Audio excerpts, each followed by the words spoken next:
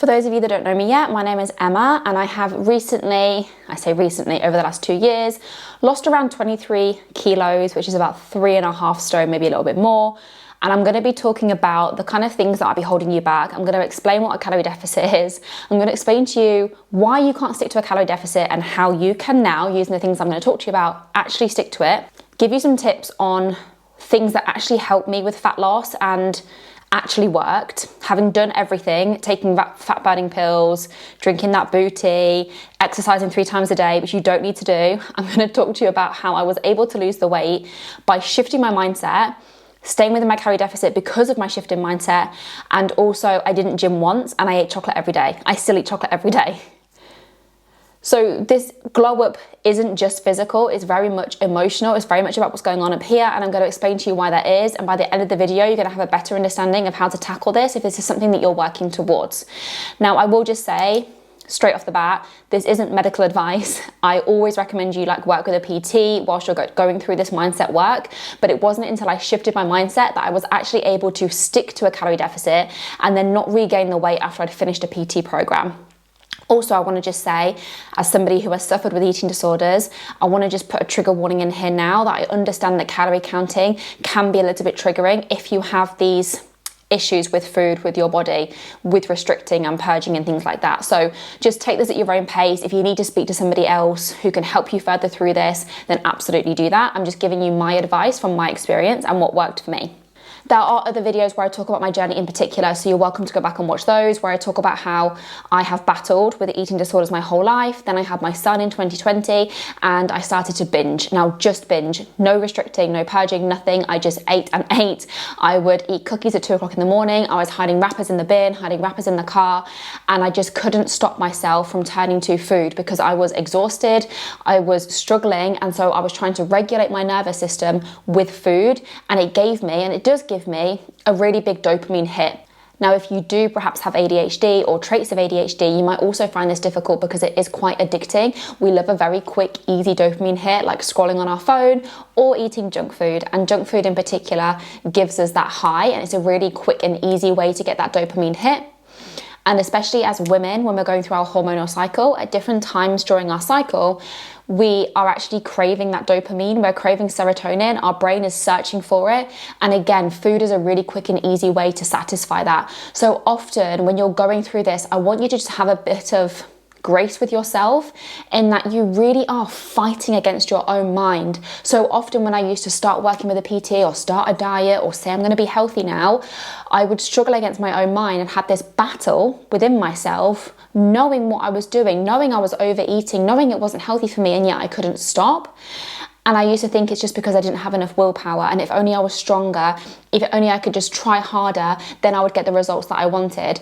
But what I've come to realize after doing 8 years of mindset work is what I was using for business and money mindset is the same thing when it comes to our body. 95% of our reality is created by our subconscious mind. So we're trying to use that 5% to battle through with willpower, fighting against 95% of our mind. So the best thing to do is just rewire the 95% of our mind so that our mind is working for us and not against us. I'm going to talk you through the strategy of what calorie deficit is, and then I'm going to talk to you about that 95% of your subconscious mind and how you're going to rewire that for success. If we can get that 95% on board, you're going to see a massive difference when it comes to actually doing the strategy of calorie deficit. So first of all, as I always say, work with a PT. You're going to get the best nutrition advice, the best exercise advice. They're going to be able to tell you exactly what to do. Find a PT that you trust. I obviously recommend mine. I'll put his details in the description. But they are going to tell you to reduce your calories and to move more. Now, your PT can tell you exactly how much to reduce your calories by, because you don't want to drop too low, else you're not going to stick to it. You're going to be hungry all the time, and then you're going to end up binging again anyway. The idea is that we want to drop it just enough that you start to see weight loss, but you're still at the top of your calorie capacity. Then if you need to, you can drop it a tiny bit more and a tiny bit more. But if you're going to the extremes of dropping it down to 1,000 calories, first of all, you're going to get hungry, you're going to burn out, you're going to binge, and you won't be able to stick to it. But also you've got nowhere to adjust and nowhere to go. So you can either use something like a James Smith If you follow him on Instagram, he's got a calculator to work out your calories, because everybody will be completely different. They work out your calories based off your height, your weight, your activity level, and then they'll ask you to increase your steps. So my goal is 10,500 per day, because my average before this program was 8,000, let's say. So move more, eat less. Simple. And I know it sounds simple and it sounds easy and you think you can do it on your own, but this is why the mindset part is so important. That is literally all the strategy, okay? Some tips around the strategy, if you are doing this or working with a PT, I'm currently in a program right now, is do this in stints. The idea is you shouldn't be on a diet for the rest of your life. This was my belief. I generally thought that skinny people were hungry 24/7 and they were always on a diet. And I've been on a diet since the day I turned 13 and discovered that I was quote unquote chubby. And I don't think there's ever been a time where I haven't been consciously thinking about the food that I'm eating, worrying about my weight, pulling down my top, saying no to this, no to that. Now I do a stint of calorie deficit, then I take the rest of the time off, and then I'm not counting calories. And because I have done that stint, and because I've done it a few times now, so let's say 8 weeks or 12 weeks, I now have a better understanding of how many calories I need to consume in order to stay in maintenance. For example, the last round of calorie deficit I did was in November last year. I then didn't count calories from the end of November all the way up until the beginning of this program in May. And the whole time I didn't really put on any weight, maybe 2 or 3 kilos of water weight. But really, I maintained this figure. And now I'm doing a calorie deficit stint now because I have more goals, fitness goals, aesthetic goals, how I want to look. So I'm doing 12 weeks now. And then at the end of the 12 weeks, I'll take some time off. And I might not need to do another one. I might just need to do 2 or 3 weeks here and there. And that has been the biggest difference. If you can do it in stints and then maintain in between, you're not then on a diet for the rest of your life, so you then get to enjoy your food again, go out for dinners, eat the chocolate, it really doesn't matter. Another tip is when you are within your calorie deficit is to plan in snacks that make you happy. I love chocolate, so today already I've had 2 crunchy bars because they are within my calories. I still hit my protein, I still am within a calorie deficit because I've had proper meals planned throughout the day. I then plan my meals properly so that I'm not panicking about what am I going to eat today. Everything is put into my Fitness Pal, so I can see how much protein I'm getting because I do have a protein goal. The reason for a protein goal is that you don't lose muscle mass. Before, when I was heavily restricting and binging, I lost all my muscle mass and I looked very skinny and very unwell. And it's because I wasn't healthy on the inside. The benefit of doing it this way, especially working with a PT, is that you are going to lose the weight in a really healthy way and you are just going to lose fat. That's it, the part that you actually want to lose. And you're going to do it in a really sustainable way that is good for your body. So plan in those snacks, plan in those meals, know what it is that you're eating. I find it easy just to eat the same thing. So I will batch a bunch of chicken, I'll shred it all, put it in Tupperwares, put it in the fridge, put it in the freezer, and then I can just chuck that in a wrap for lunch. I can chuck it with some rice for dinner, easy, I don't have to think about it. There's no decision fatigue, there's no worrying about whether I've hit my calories and then it's 10 p.m. and I haven't done it. These things are planned in. And this is where it can be really beneficial to either work in a group program or work with a PT, because they're going to help you with these things and be able to answer these questions for you, but also give you a bit of accountability. So that is the strategy. That's literally it. The most important part is going to be your mindset behind it, because yes, you can buy the gym gear, yes, you can pay for your membership, you can pay a PT, join these group programs, but I have known people to pay a lot of money, go into the group program, then after a few weeks they completely dip out. They stop replying, they decide they're over it, they're mentally fatigued, they can't do it anymore. And it is because you're battling 95% of your subconscious programming. Now, that 95% is developed and put into place between the ages of 0 and 7. So whatever you have been taught by your caregivers, parents, aunties, uncles, teachers, brothers, people of authority when you were growing up, whatever they said and believed to be true about weight loss and their body, they have passed down to you. For example, I was told things like, we have the fat gene in our family, it's hard for us to lose weight as a family. Things are being passed down into your subconscious. Now, the reason this happens, I'm not going to go into too much detail because I've got other episodes on this, is because your subconscious is here to keep you safe. So other things that you learn during the ages of 0 to 7 are the fire is hot, the oven is hot, Look both ways before you cross the street. Your subconscious is there to keep you safe, but also it's to run you on autopilot. Your brain can't consciously be thinking about every single thing all the time. It can't be thinking, breathe now, move now, swallow now, drink now. Like, these things have to be on autopilot, and that includes all the beliefs and the values you picked up as a child. So you are running on autopilot, and unless you have awareness, unless you decide to do this inner work, you're not even going to realize the beliefs you're telling yourself or the self-sabotage that's happening. You're going to say it's everybody else. You're going to say that I have the fat gene, it's hard for me to lose weight. You don't know how difficult it is for me. I've got 10 kids and 15 jobs. You're going to self-sabotage, and you're not even going to realize that you're doing it because it feels so real to you, and that's because it is. But the minute you bring awareness to this stuff and you're like, okay, let me just examine, what are my beliefs around weight loss? Write it down. Like, get your notebook out, and I want you to write down, what do I believe about weight loss? What do I believe about my body? What is holding me back? What are the reasons I can't do this? And then you're going to start to examine all of these things you've written down and start asking yourself if this is true. Is this 1,000,000% true? And I'll give you mine as an example. I had written down that I had the fat gene in my family. Is that true? I don't actually know if that's true because I don't actually know if that's a thing.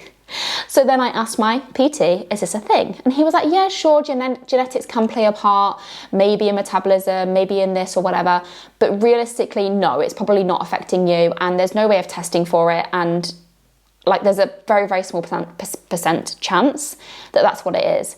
And then he told me all the other reasons why I might not be losing weight. And I was like, all right, okay, this makes so much sense. So have a look at those beliefs and just cross out the ones that are not true. And just this awareness alone is going to really help you. I do also have a private podcast where I'll put the details in the description, where I teach you how to rewire these beliefs. So anything that is like really stuck and stubborn with you, I do give you all the tools in there as how to actually change that belief into something that's going to serve you. So it's really easy for me to lose weight. I have my dream body. I find it easy to move my body. I love moving my body. I love keeping myself healthy and fueling myself with healthy foods. The other thing that we're doing with food, like I said at the beginning, is it's a dopamine addiction. We are using it to self-soothe and to calm our nervous system. And what's really interesting is I found myself tempted to do this with my son. So when he would have a temper tantrum or cry about something or upset about something, I was so tempted to say, let's go get an ice cream, or I might want to bribe him to go somewhere. So I would be like, oh, should we go get ice cream when we get home because I want him to leave the park? But all I'm doing is reinforcing these wires in his brain that if he's sad, he gets treats, or just putting this like heavy emphasis on junk food as this like really important thing on a pedestal. So then we start to do it when we get older. Think about when you watch films and there's a breakup scene and she turns to the ice cream. Why is she doing that? It's because we are associating food with a way to calm our nervous system. It's a way to give ourselves that dopamine, that happiness when we're feeling sad. Now, are there other ways we can deal with that? Perhaps, journaling or just crying. Try not to avoid the feeling. It's so tempting to push it down deep because we don't want to feel the sad feeling or the angry feeling or whatever it is. So we turn to food to not feel, just like we would turn to scrolling on our phone or turning on Netflix. Can we instead sit with the feeling and feel it? Can we just be aware of what we're doing? It's okay if you still eat the chocolate, but can you be aware of what you're doing? Try journaling, try finding other healthier ways, go for a walk to calm your nervous system. Just do some deep breathing. There's some amazing breathing that you can do where you just breathe in for 4 through your nose and out your mouth for 8. And it's been proven to calm your nervous system. And it's just, it's this awareness of, oh, wait, I am doing that. When I am upset, I am turning to the chocolate. Is there a better way that I can handle this? And just having that awareness of what it is that you're doing. And then the last thing for me, and I'll end it here, is just realizing that this gets to be an identity shift. When you associate yourself and your thoughts around, I struggle to lose weight, it's hard for me, I have to always push myself, I'm always on a diet, I've always been the big friend, the fat friend. That's who you become, because that becomes your identity. It's who you make yourself be. Versus, can we start shifting our thoughts and our mindset? And yes, it's going to be a little bit difficult at first. It's going to require you to make conscious effort here. But can you start to shift your mindset, your word and your language to, I choose healthier food, I prioritize movement, I prioritize my body. Can you find an accountability partner to help you with this and say, look, I really just want to become the best version of me. Can we do it together? When I'm struggling, can I turn to you? And I have this relationship with one of my closest friends, and now we gym together. So now if one of us is having a bad day, we text the other one like, I'm not 100% today. And then we pick each other back up, and vice versa. I can do it for her when she's having a bad day.